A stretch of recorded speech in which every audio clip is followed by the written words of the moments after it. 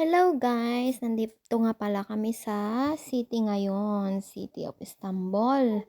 Nag-aantay po kami ng aming time schedule kasi schedule po namin ngayon sa aming birth registration kay ata.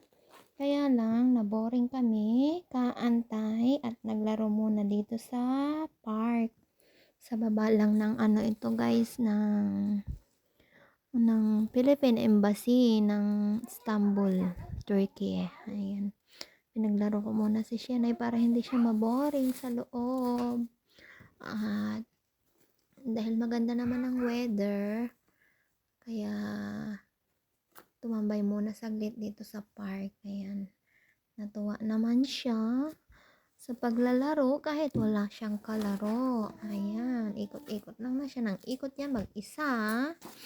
Siya lang mag-isa naglalaro dyan guys. Meron namang mga dyan, ibang tao, kaya lang sa exercise yung mga naman yan, pang matanda, pang exercise, ganyan. Bawat kasi park dito, bawat park may mga exercise na pwede kang mag-exercise sa mga pang adults. Sa Thank katabi you niya for is park watching. naman.